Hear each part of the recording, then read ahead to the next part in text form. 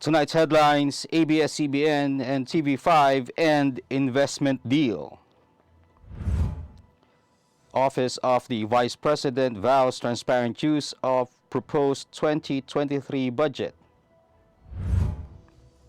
Imelda Marcos and daughters waived right to present evidence. President Marcos committed to continuing AFP modernization program. Signal number 1 up over Batanes. Philippine manufacturing posted slight improvement. And PSEi and peso start month on shaky grounds. Good evening. Today is Thursday, September 1, 2022. I am Elmer Navarro Manuel and this is Tribune News on Cue. Here are the stories for this evening. Media companies ABS-CBN Corporation and TV5 Network Incorporated have terminated their planned investment deal.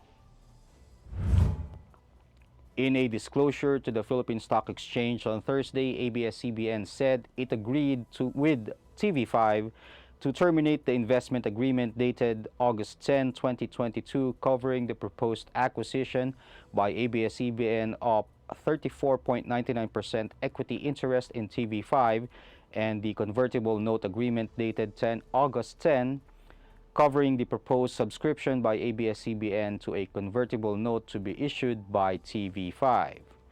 It added that the termination was also formalized through a memorandum of agreement. The announcement came a week after both companies announced they are putting on hold their planned investment deal to address the issues that have been raised by certain legislators and the National Telecommunications Commission. The Office of the Vice President on Thursday said it will be transparent in the utilization of its proposed 2.3 billion peso budget for next year.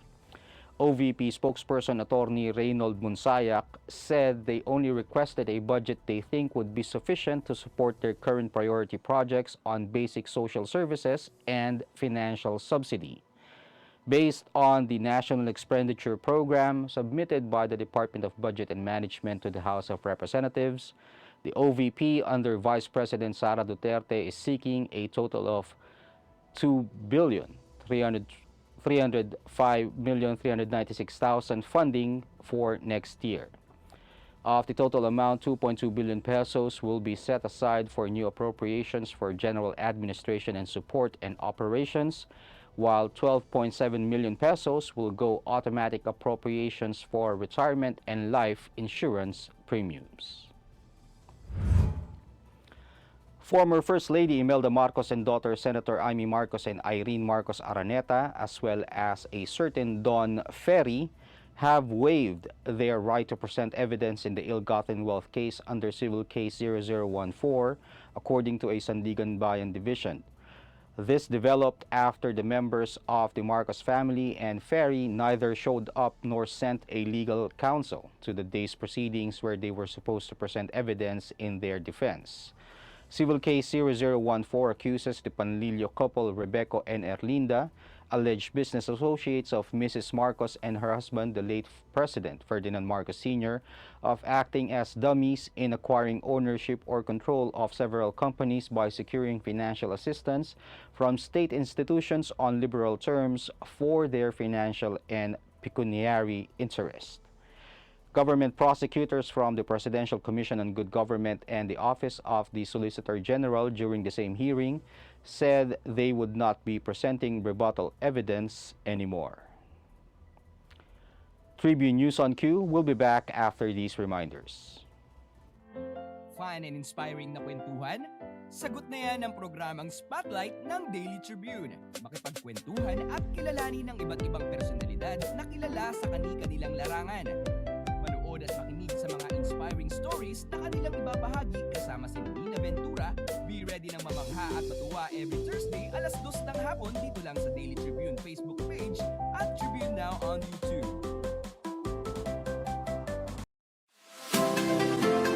Magandang araw mga katribu! Narito na ang mga mga makakasama nyo tuwing umaga sa programang Gising Na. Roy Pelovelo, Comfy Manalo, Vernon Velasco, Kim Sancha at Jerk Balagtas.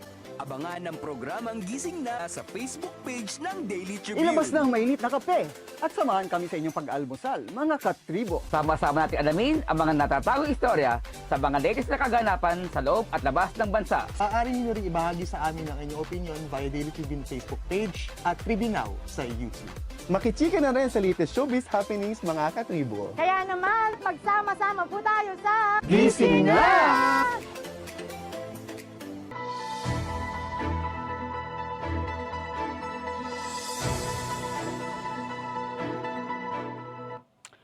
In other news, a military official said Thursday that President Ferdinand Marcos Jr. has committed to continuing the modernization program of the armed forces of the Philippines. AFP spokesperson Colonel Medel Aguilar said that the president has made sure that the AFP modernization program will continue now that the AFP is into Horizon 3 already and some procurements are already being processed. In July, DND spokesperson Arsenio Andolong said a new list of projects would be resubmitted to Marcos for his approval. The Philippines is also looking to buy heavy-lift Chinook helicopters from the U.S. after canceling a deal with Russia worth 12.7 billion pesos to avoid sanctions related to Russia's invasion of Ukraine, according to Manila's ambassador to Washington, Jose Manuel Romualdez, last month. State Weather Bureau Pagasa announced that it has hoisted signal number 1 over Batanes and the northeastern portion of the Babuyan Islands as Super Typhoon Henry slightly weakened and decelerated. Pagasa said the center of the eye of Henry was seen 400 kilometers east-northeast of Itbayat, Batanes at 4 p.m. on Thursday. It is moving south-southwestward at 15 kilometers per hour with maximum sustained winds of 185 kilometers per hour near the center and gustiness of up to 230 kilometers per hour. By Saturday, moderate to heavy rains are expected over Batanes with light to moderate and occasionally heavy rains expected over the Babuyan Islands. Typhoon Henry will also enhance the southwest monsoon, which will bring rains over the western section of Luzon beginning on Friday. Pagasa said a gale warning is in effect for the northern and eastern seaboards of northern Luzon.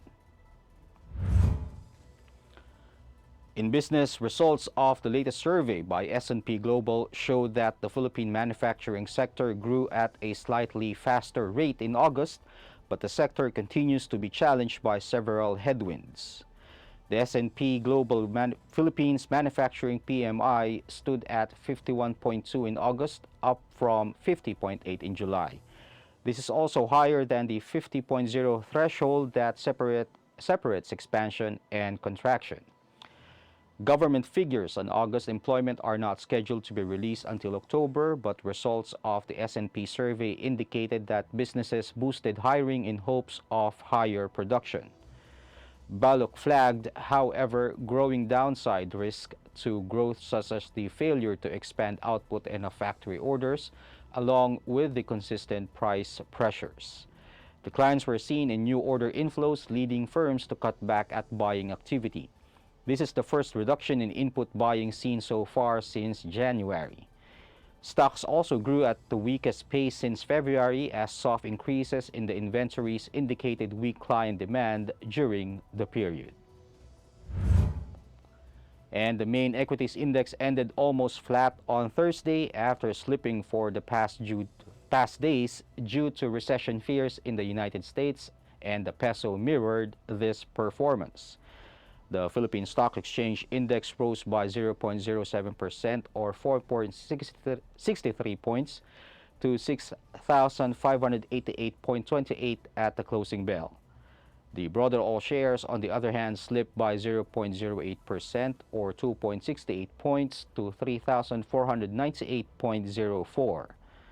Regina Capital Development Corporation Head of Sales Luis Limlingan said that Philippine shares started September with a lukewarm response as investors weighed on the possible consequence of the Federal Reserve's stern fight against inflation.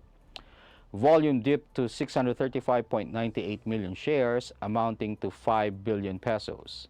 Decliners surpassed advancers at 96 to 87, while 46 shares were unchanged.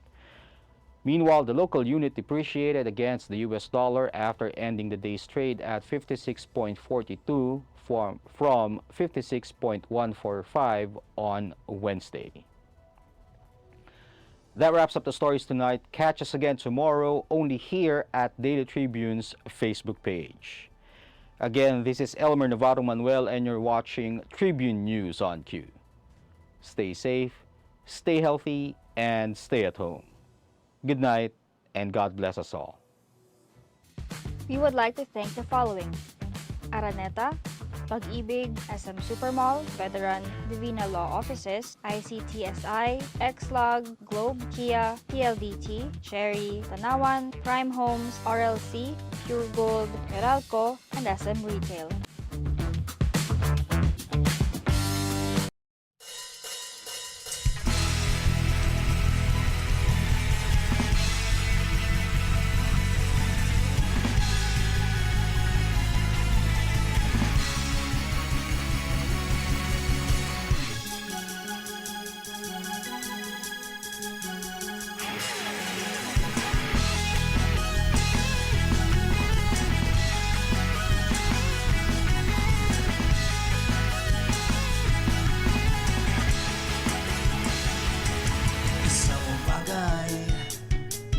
Niyaya kita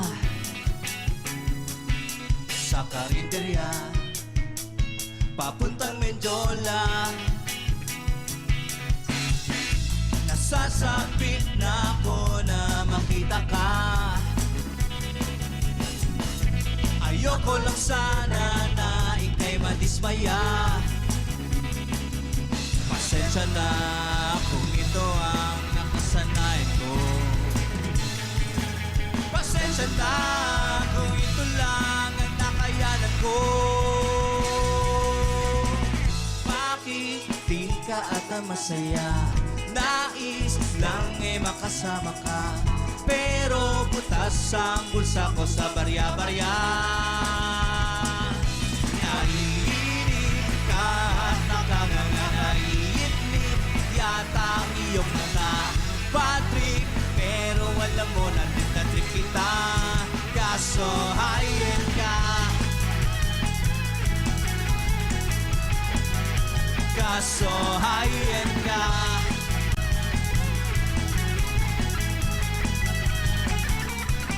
Gusto mo mag-Starbucks, sinamahan kita. Wala akong order, nakakahiya. Tinanong mo ako kung gusto ko ba na mocha-frap. Sagot ko sa'yo, ang kape ko yun sa aming stop. Pasensya na kung ito ang nakasanayan ko. Pasensya na kung ito lang ang nakayanan ko. Bakit di ka at masaya? Nais lang ay mapatawa ka, pero butas ang bulsa ko sa barya-barya. Naiinip ka at nakangangaiinip yata ang iyong mata, Patrick, pero alam mo na trip kita. Kaso hayan ka. Kaso hayan ka.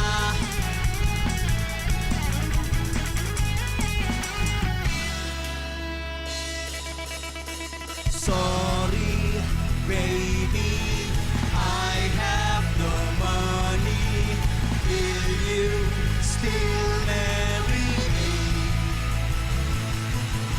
Sorry, baby, I have no money. Will you still marry me? Pasensya na kung ito ang nakasanayan ko. Pasensya na kung ito lang ang nakayanan ko.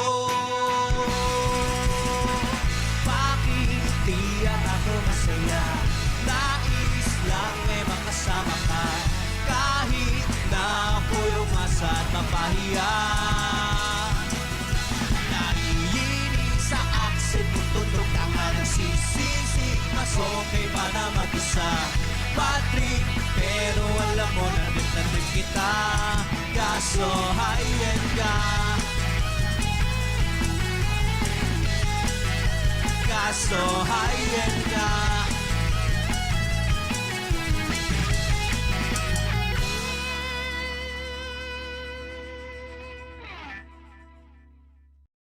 Catch the latest news on our website, tribune.net.ph.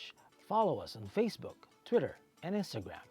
Subscribe to our YouTube channel, Tribune Now. Download the Daily Tribune app on Apple Store for iOS and Google Play for Android to get the latest and most comprehensive news online.